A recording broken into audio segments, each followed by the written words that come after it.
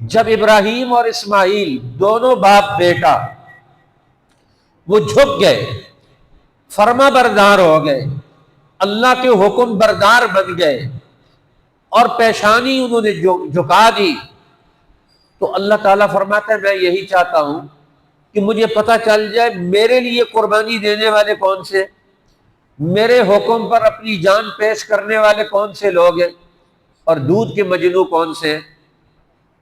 آج امت کے بڑے بڑے لوگ وہ خود قربانی دینے کے لیے، دین کے لیے تیار نہیں ہوتے، کہتے ہیں دوسرا قربانی دے، ہر ایک چاہتا ہے دوسرا قربانی دے۔ جو قوم دنیا میں حق کے لیے، سچ کے لیے، دین کے لیے قربانی نہیں دے سکتی، ان کی عزت، ان کی جان، ان کا مال، کوئی چیز دنیا میں محفوظ نہیں رہتی۔ اس لیے بچاؤ، تحفظ اور بقا وہ اسلام میں ہے کہ ہم اللہ کے دین کے لیے ہر قربانی دینے کے لیے تیار ہو جائیں۔ تو اب یہ قربانی گویا یہ جان کا نذرانہ ہے، یہ جان کا فدیہ ہے۔ اس جان کے فدیے کے نتیجے میں انسانی زندگی میں اثرات پیدا ہوتے ہیں، نتائج پیدا ہوتے ہیں۔ فرمایا پہلی چیز لِكُلِّ أُمَّةٍ جَعَلْنَا مَنْسَكًا، ہر امت کے لیے ہم نے قربانی کا عمل مقرر کر دیا۔ اب قربانی کرنے والے جتنے لوگ ہیں مسلمان، ان کے لیے ہر عمل جو فرض اور واجب عمل ہے اس کی اہلیت ان کے اندر ہونی چاہیے۔ اہلیت کا پہلا مرتبہ یہ ہے کہ وہ عمل کرنے والا مسلمان پورے دین کو مانتا ہو، اللہ کے ہر حکم کو مانتا ہو، کلمہ پڑھ چکا ہو، مسلمان ہو، پھر عاقل ہو، مجنون اور دیوانہ نہ ہو۔ اب یہ اس قربانی کی اور ہر عمل کی بنیادی شرائط میں سے مسلمان ہونا، عاقل ہونا، اور قربانی کے لیے جو شرط ہے کہ وہ صاحب استطاعت ہو، اس کے پاس مال ہو، نصاب کے مطابق اس کے پاس وسائل موجود ہوں، اپنی ضروریات اصلیہ سے زیادہ مال رکھتا ہو، اب اس پر قربانی کرنا واجب۔ اب یہ قربانی کس کی اہلیت ہے؟ اسی طرح وہ مسافر نہ ہو، دوسرے دور دراز علاقوں میں سفر پر نہ ہو، اگر گنجائش ہو، مسافر کے پاس وسائل ہے تو وہاں بھی وہ قربانی کر سکتا ہے۔ اب یہ قربانی کا عمل، یہ اس کی اہلیت ہو گئی۔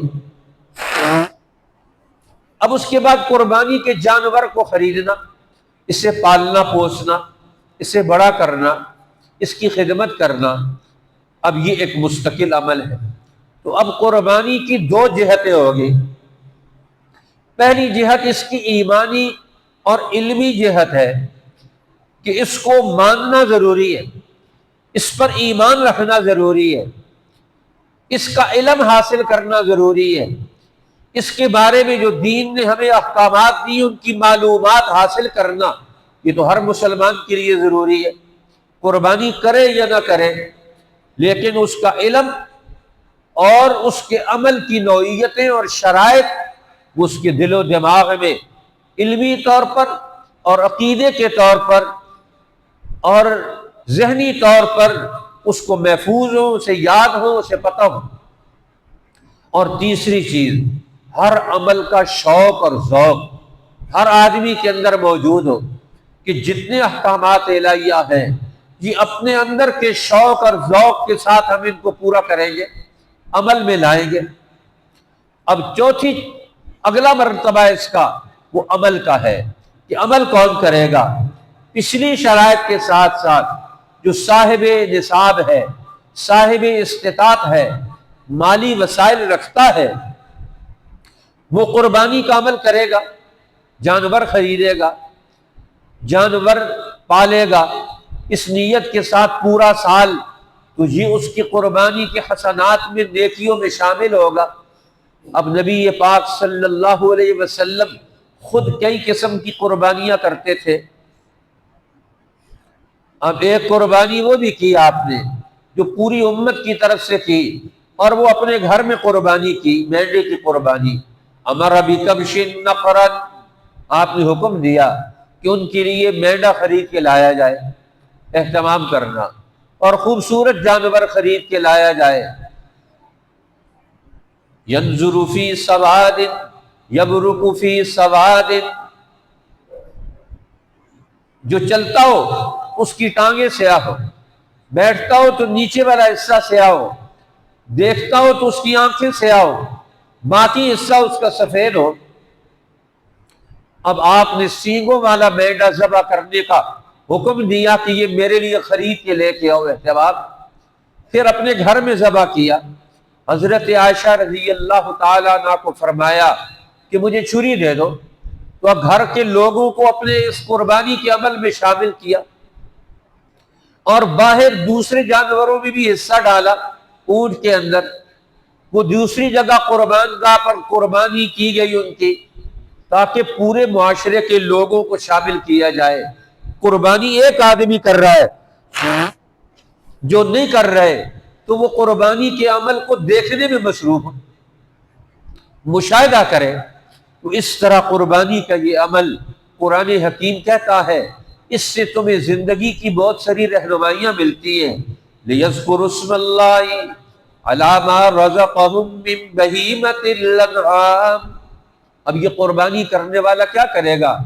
اب یہ پہلے تو 9 ذی الحجہ تک جانور کو پال پوس کر، اس کو بڑا کر کے، اس کی نگرانی نگہداشت کر کے، اہتمام کر کے اس کی خدمت کرے گا. اب اس کے بعد اب یہ اس کا قربانی کرنے والے کا عمل اپنا شروع ہو گیا. اب جانور کی حیثیت اصلی نہیں، اصلی حیثیت قربانی کرنے والے کی ہے کہ اس کی نیت اور ارادہ کیا ہے. اب ایک بندہ مومن کا ارادہ اللہ کے ہاں حیثیت اور عظمت اور شان اور مرتبہ رکھتا ہے. اب جانور تو جانور ہے، جانور کی حیثیت کیوں مانگے قربانی کے جانور کی؟ اس بندے نے اپنی نیت کو اس جانور کے ساتھ ملا دیا، اپنی نیت میں اس جانور کو قربانی کے لیے طے کر لیا، ارادہ باندھ لیا. تو قربانی کس چیز کا نام ہوا؟ ایک بندہ مومن کے ایک جانور کو قربان کرنے کے ارادے کا نام ہے. اب اس ارادے سے اس کی حیثیت بدلتی ہے، اس جانور کی بھی اور اس قربانی کرنے والے کی بھی حیثیت بدلتی ہے. انسان کی اہمیت اس کے ارادے میں. امام انقلاب مولانا عبید اللہ سندھی رحمۃ اللہ علیہ نے سورہ والناس کی تفسیر میں ائمہ مفسرین کی تفسیری نکات ذکر کرنے کے بعد بہت خوبصورت جملہ ذکر کیا ہے، نقل کیا ہے کہ اللہ جل شانہ نے انسان کی اہمیت اس کے عزم، ارادے اور اس کی ایگو کے اندر رکھی ہے. اس کی انا بیدار ہو، اس کے اندر کی قوت بیدار ہو، مرکزی نقطہ ہمت اور ارادے کا اس کے اندر وجود میں آئے. انسان کی یہ ہمت اور ارادہ اس کو دنیا میں حیثیت دلاتا ہے، طاقتور بناتا ہے. ہر چیز پر اس کو عظمت اور شان ملتی ہے، اس کو طاقت ملتی ہے. اس کی انا اور اس کی ایگو وجود میں آ گئی اللہ کے حکم کی مطابقت میں. اسی سے انسان کی قدر پیدا ہوتی ہے. ایک نبی کی ہمت اور ارادہ کتنا بڑا ہے، ایک خلیل اللہ کا ارادہ اور ہمت کتنی بڑی ہے، اسماعیل ذبیح اللہ کا ارادہ اور ہمت کتنی بڑی ہے. اسی طریقے سے خود نبی پاک صلی اللہ علیہ وسلم کی ہمت اور ارادہ کتنا بڑا ہے. جب انسان بدلتا ہے تو اس کا ارادہ کتنا بڑا بدل جاتا ہے. وہ ہر قسم کی قربانی دینے کے لیے تیار ہو جاتے. حکیم ابن حزام قریش کے سرداروں میں سے، کہ جو دار الندوہ جہاں بیٹھ کر مکہ کے مشرک، مکہ کی پارلیمنٹ، اس میں مشورے کرتے تھے قومی اجتماعی امور کے، یہ مکان حکیم ابن حزام کا تھا. حکیم ابن حزام تجارت کرتے تھے، تجارت میں دھوکہ ہو جاتا تھا. مسلمان ہوئے فتح مکہ پر پورے آدمی، اب اسلام قبول کیا پہلے اسلام کے مقابلے میں کھڑے رہے، مقابلے کا ارادہ تھا، جب مکہ فتح ہوا اب اسلام قبول کر لیا، اب ان کے ارادے میں اسلام داخل ہو گیا، اب بوڑھے ہو گئے، لیکن اتنی عبادت کرتے تھے، ذکر کرتے تھے، تلاوت کرتے تھے، راتوں کو نفل پڑھتے تھے، صدقہ اور خیرات کرتے تھے، اپنے آپ کو پگھلا دیا، بوڑھا 80 سال کی عمر میں، لیکن ہر نیکی کے عمل میں مصروف ہے، کیونکہ ارادہ بدل گیا۔ وہ کہتے ہیں پہلے جوانی کے دور میں نے سارے ارادے اور عزائم اسلام کی مخالفت میں، اللہ اور اللہ کے رسول کی مخالفت میں کھڑا رہا، آج بوڑھا ہو کر میں عاجزی دکھاؤں، کمزوری دکھاؤں، یہ نہیں ہو سکتا۔ اور جتنا مال کماتے تھے، بین الاقوامی تجارت کرتے تھے، آخری وقت تک جو مال آتا اس کو اللہ کے نام پر قربان کرتے چلے جاتے۔ عرفات کے میدان سے واپس آئے مینا میں 100 غلام وہ کھڑے ہیں جن کے گلوں میں تختیاں لٹکی ہوئی ہیں، چاندی کی تختیاں، نام لکھے ہوئے ہیں، اور انہوں نے 100 اونٹ، 100 بکریاں مینا کے اندر حج کے موقع پر قربان کر رہے ہیں کہ نیا عزم اور نیا ارادہ، انسان کی ہمت اور ارادہ پیدا ہو جائے تو اس کے راہ میں پھر کوئی رکاوٹ نہیں بنتی۔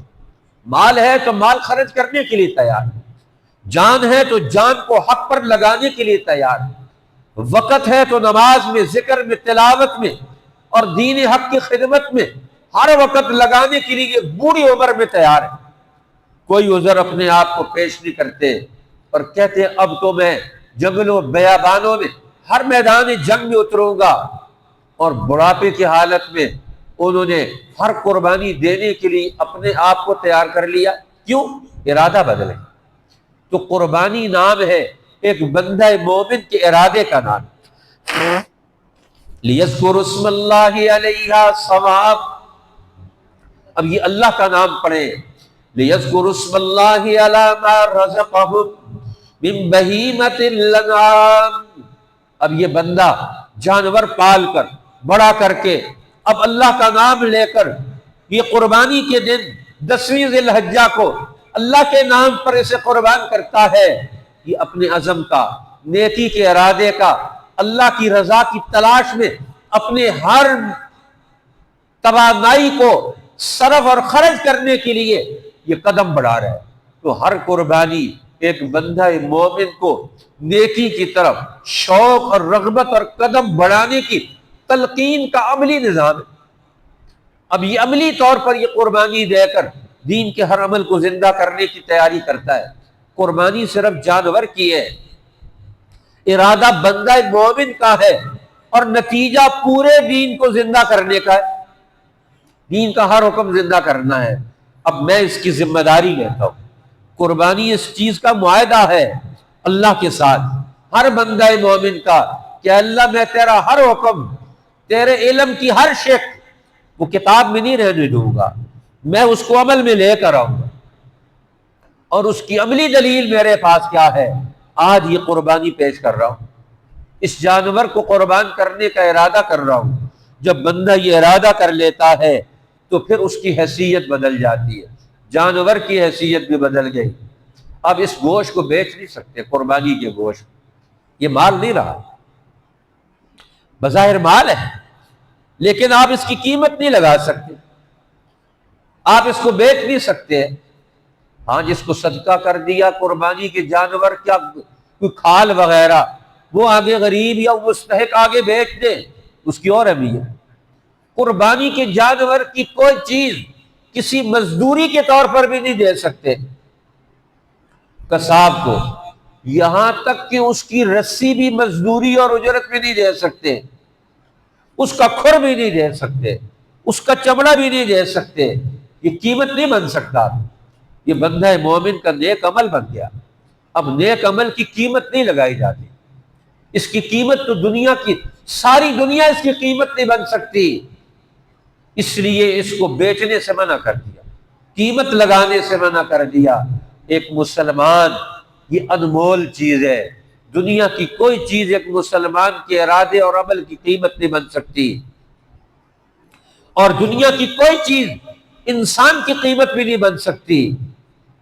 یہ جو دیت رکھی ہے اسلام نے، کسی کو مار دیا جائے، قتل کر دیا جائے، یہ دیت ہے۔ یہ دیت انتظامی امور کے اعتبار سے دنیا میں امن اور انسان کی جان کے تحفظ کا قانونی تقاضا پیش کر دیا، وگرنہ یہ 100 اونٹ یا 1000 درہم، 10,000 درہم، 1000 دینار، یہ فدیہ اور بدلہ رکھا ہے، دیت رکھی ہے انسانی جان کی۔ یہ جان کی قیمت نہیں ہے، یہ انتظامی معاملے کے طور پر ہے۔ ساری دنیا ایک مسلمان کی قیمت نہیں بن سکتی، اسی لیے حضور نے فرمایا لزوال الدنیا احوج عند اللہ من قتل رجل مسلم، ایک مسلمان کو قتل کرنا، پوری دنیا ختم ہو جائے، اللہ کے نزدیک اس کی کوئی حیثیت نہیں، ایک مسلمان کی جان، مال، عزت، آبرو کی حیثیت۔ اب قربانی کی اہمیت سے انسان کے اندر دین کو عمل میں لانے کا جذبہ پیدا ہوتا ہے، اسی لیے فرمایا اب قربانی کے اخلاق تمہارے اندر آئے۔ قربانی تو ہوگی 3 دن، اب 3 دن کے بعد قربانی کا اثر تمہاری زندگی میں کیا آنا چاہیے؟ اجتماعیت، سب کو لے کر چلنا، تعاون باہمی، سب کا اکٹھا ہونا، ایثار، اپنے آپ کو دوسروں کے لیے قربان کرنا، یتیم اور مسکین کے گھر میں کھانے پینے کی چیزیں، ضروریات زندگی پہنچانا، جانوروں کو اپنی زندگی میں داخل کرنا، زندگی سے جانوروں کو نکالنا، یہ قربانی کا درس نہیں ہے۔ قربانی کا سبق کیا ہے؟ ہر گھر میں جانور ہو۔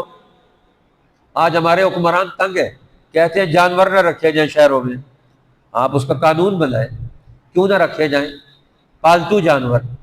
شریعت نے پالتو جانوروں کے رکھنے کا حکم دیا۔ پوری دنیا آج اس کی سائنس بنا کر، آج اس کے فارم بنا کر پوری دنیا میں کمائی کر رہے ہیں۔ ایک سرمایہ دار کو اجازت، ایک مالدار کو اجازت ہے۔ آج ڈنمارک میں 10,000 بکریوں کا فارم موجود ہے، بھیڑوں کا فارم موجود ہے۔ تو ایک مسلمان 1-2 بھیڑیں کیوں نہیں رکھ سکتا؟ 1-2 بکریاں گائے کیوں نہیں رکھ سکتا؟ اس کا شرعی انتظام کیوں نہیں وجود میں آ سکتا؟ اس کا قومی نظام کیوں نہیں وجود میں آ سکتا؟ شریعت نے تو اس کے لیے امور طے کر دیے تھے، رسول اللہ نے طے کر دیے، خلفائے راشدین نے طے کر دیے۔ ہر آبادی کے ساتھ شاملات ہو، ہر آبادی کے ساتھ سین شہر ہوگا، وہاں چراگاہ ہوگی، اس علاقے کے لوگ اپنے جانوروں کو وہاں چرائیں گے، اپنی ضرورت، گوشت کی ضرورت وہ وہاں سے پوری کریں، دودھ کی ضرورت، پیور خالص دودھ ہر آدمی خود اس کا انتظام کرے، ہر علاقے میں اس کا انتظام موجود ہو۔ قربانی کا یہ عمل امت کو بتاتا ہے جانوروں کو اپنی زندگی میں واپس لانا ہے۔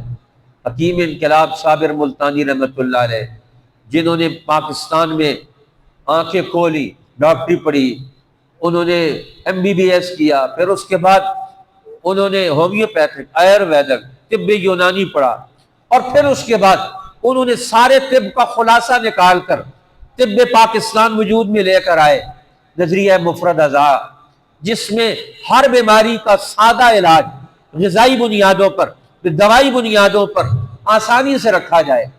رسول اللہ کی وہ ارشادات، ان کو مد نظر رکھتے ہوئے وہ فرماتے ہیں جس علاقے میں بکری موجود ہو، اس کا دودھ، اس کا پیشاب، اس کی بو، اس سے بھی ٹی بی ختم ہو جاتی ہے، تپے دیکھ سینے کی بیماریاں ختم ہو جاتی ہیں۔ رسول اللہ نے فرمایا یہ جگر کی کرونک ڈیزیز، یہ اونٹ کے دودھ اور اس کے پیشاب اور اس کے رکھنے سے ختم ہو جاتی ہے۔ آج عجیب حال ہے، لوگوں کو حکمران مشورے دیتے ہیں باہر سے پڑھ کر آنے والے کہ آپ اپنے علاقوں میں بکریاں مت پالیں، آپ اپنے علاقوں میں جانور مت رکھیں۔ کیوں نہ رکھیں؟ رسول اللہ کی 9 بکریاں تھی جو مدینہ میں، آپ سیرت میں ان کے نام بھی پڑھتے ہیں، ہر بکری کے نام تھے۔ رسول اللہ کے گھر میں روزانہ آپ کی بکریوں کا دودھ آتا تھا، اس کو صدقہ کر دیتے تھے۔ اور آج ہم ایک جانور موجود ہو تو کتنی قسم کی ذمہ داریوں کا احساس ہوتا ہے۔